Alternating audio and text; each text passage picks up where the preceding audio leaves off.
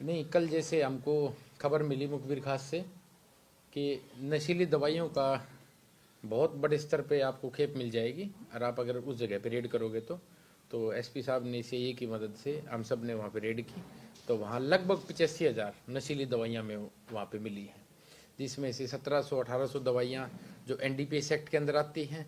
उसके अलावा जो 80,000 लगभग जो दवाइयाँ जो डीसीओ साहब को बुला के उनके समक्ष पेश की गई, जो उन्होंने बताया कि नशे के अंदर ये दवाइयों को अगर ज़्यादा मात्रा के अंदर हम लेते हैं तो ये नशे का ड्रग्स का एक अल्टरनेट है। ये सप्लाई अभी हमारे लिए एक अभी हम उसका इन्वेस्टिगेशन के दौरान हम ये चीज़ बता पाएंगे। अभी रिमांड लेने के बाद ही हम आप सबको ये चीज़ डिस्क्लोज कर पाएंगे। तो सर कब से ये काम कर रहा था ये वाला? नहीं, अभी तो इससे हम रिमांड लेंगे और एक पूछताछ करेंगे, जिसके बाद हमें पता चलेगा कितने दिन से ये काम कर रहा था।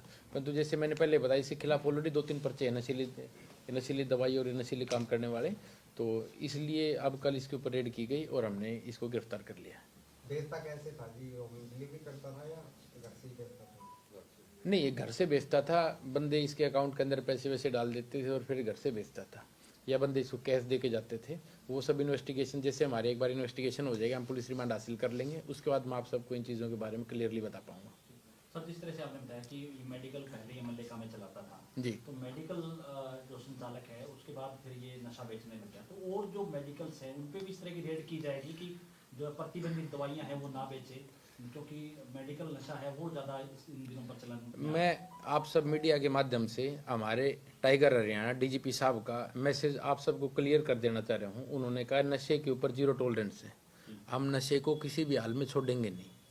हमने पहले सारे मेडिकल वालों को यहाँ पे बुला के एसपी साहब ने मेरे ऑफिस के अंदर ही, यहाँ एडम ब्लॉक के अंदर ही मीटिंग ली थी, उनको समझाया था। तो उन्होंने एक बार कहा, वहीं मीटिंग के अंदर उन्होंने कहा सर एक बार हमें वार्निंग भी दीजिए, कल को कोई गलत काम करते हो। तो मैंने वहाँ बीच में बोला था, मैं कहा कोई वार्निंग नहीं मिलेगी, आज आपको वार्निंग देने के लिए यहाँ पे बुलाया है।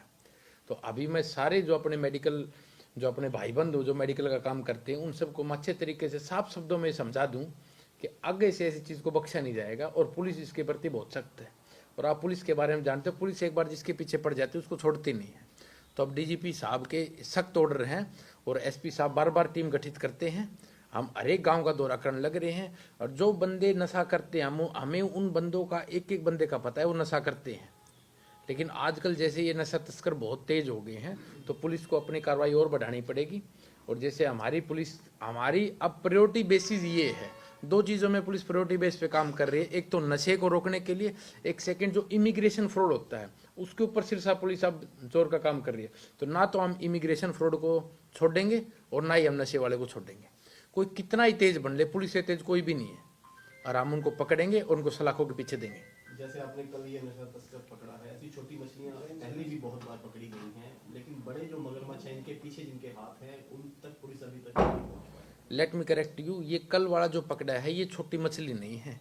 85,000 के लगभग दवाइयां मिली, उसे 85,000, तो ये कोई छोटा नहीं है। लेकिन हाँ, जैसे हमने पहले पकड़ा था किसी के पास 100 गोली थी, 200 गोली, उसको आप छोटी मछलियां बोल सकते हो, लेकिन ये छोटी मछली नहीं है।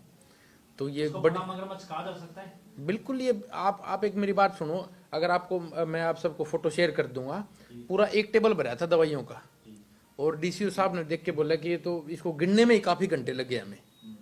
कल दिन से शाम हो गया हमको गिनते दवाइयाँ, काफी घंटे लग गए हमको। और उसकी वाइफ जो थी उसने भी हमसे रिक्वेस्ट की कि सर हमको छोड़ दो। बोला नहीं, पहले हमने आपको समझा दिया था, लेकिन आप मानने नहीं, तो इसलिए अब आपको इसके कानूनी परिणाम भुगतने पड़ेंगे। अंतर्राष्ट्रीय कीमत कितनी है सर इसकी? नहीं, अंतर्राष्ट्रीय कीमत तो ये है, अगर मैं आपको साफ शब्दों में बता दूं इसको, तो अगर एक पत्ता मान लीजिए 10 रुपए का लगता है, तो अगले की भूख देखकर वो उसको बेचता है। अगर हम उससे कहेंगे कि भाई दे दे, तो मान लो 10 का पत्ता 20 में भी दे देगा, लेकिन अगर हम ज़्यादा ही हमारे को लग रही तो 200 में ही देगा। तो उसकी इस तरीके से कीमत का कोई अंदाजा नहीं है, लेकिन वो एक सिचुएशन को देखकर वो बेचता था। उसने हमें ये चीज़ बताई है कल। यहाँ मेडिकल नशे की बात हो रही है सर, रोडी में 2 महीने के अंदर 5वीं मौत आ गई है, एक 19 साल के युवा की मौत हुई है। इसको लेकर रोडी पे क्या कार्रवाई करेगी? क्योंकि आईजीपी साहब की टीम भी गई थी, जागरूकता भी किया था, उसके बाद मौत का सिलसिला थमने का नाम ले रहा है। आपको ये सब समझना पड़ेगा, मैंने पहले भी बताया था ये चीज़ें, कि जब तक ये एक जन आंदोलन नहीं बनेगा, आप सब लोगों को जागरूक करोगे। किसी का बच्चा आज नशा कर रहा है तो उसको हम बच्चे को नशा छुड़वाएंगे। जब तक ये एक जन आंदोलन नहीं बनेगा, जब तक हमें कामयाबी कम मिलेगी। हम तो अपना काम करते रहेंगे। हम डेली कोई चिट्टे का दे रहे हैं। अभी पीछे हमने सुल्फा पकड़ा था, कभी हमने अफीम पकड़ी, कभी हम भांग पकड़ी। हम तो अपनी कार्रवाई अच्छे तरीके से कर रहे हैं, परंतु जब तक ये एक जन आंदोलन नहीं बनेगा, हम अगर आप ये समझते हो कि पुलिस ही सारे काम कर दे, पुलिस सारे काम नहीं कर सकती।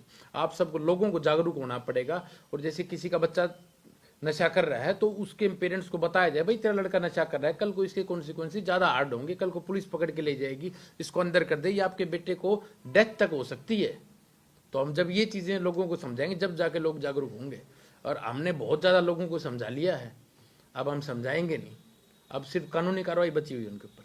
सर पेरेंट्स से क्या अपील करना चाहेंगे, क्योंकि युवक मेडिकल नशे की तरफ बढ़ रहे हैं सर? पेरेंट्स से, जैसे आप लोग मेरे पास पिछली बार भी आए थे, मैंने पेरेंट्स से अपील भी की थी। मैं कहा भाई अपने बच्चों के ऊपर एक स्ट्रिक्ट नजर रखने की जरूरत है हमको। हमारा बच्चा कहाँ बाहर जाता है, रात के 10 बजे आ रहा है, उसके दोस्त कौन से हैं, कहीं गलत संगति में जो ना पड़ गया है। तो हम बार बार ये चीज समझा चुके हैं। हमारे एडीजी साहब भी आए थे, उन्होंने भी अपने भाषण के अंदर ये चीजें बताई कि भाई माँ बाप को जागरूक होना पड़ेगा और भाई बंधुओं को जागरूक होना पड़ेगा कि भाई मेरा भाई अगर मेरा भाई ये नशा कर रहा है तो मैं इसका दुश्मन हूँ, अगर मैं इसको सुधारूंगा नहीं तो ये चीज मैं लोगों से अपील, दोबारा भी मैं ये अपील करना चाहता हूं कि भाई अगर आपका कोई भाई बंधु नशा कर रहा है तो उसकी पुलिस सहायता लीजिए। पुलिस आपके साथ 24 घंटे मौजूद है, हमारे नंबर 24 घंटे खुले रहते हैं। तो आप किसी भी चीज की मदद चाहिए तो आप हमारे पुलिस प्रशासन से लीजिए, आप सिविल डिपार्टमेंट से लीजिए। लेकिन नशे के लिए अगर आप ये बोलते हो कि हमें कोई मदद नहीं, तो ये बात आपकी गलत है। हम 24 घंटे मदद के लिए तैयार हैं। जो सिग्नेचर जैसी जो टेबलेट्स आप बता रहे हो, जो एनडीपीएस एक्ट के तहत नहीं आती सर, जी, उसको लेके आगे क्या प्रोसेस चल रहा है, क्योंकि उसमें तो बंदा क्लियर नहीं कर जाता है। कल हमने 1770 गोलियां पकड़ी हैं, जो लोरेज़पाम और एल्पेराजोलाम की गोलियां हैं, जो एनडीपीएस के अंदर आती हैं। और उसके अलावा जो गोलियां पकड़ी, नशीली गोलियां, टेपेंटाडोल, प्रेगबैलिन, अर्जोपिकलोन और सिग्नेचर, ये दवाइयां तो ये डीसीओ साहब के पास ये दवाइयां दी हैं हमने।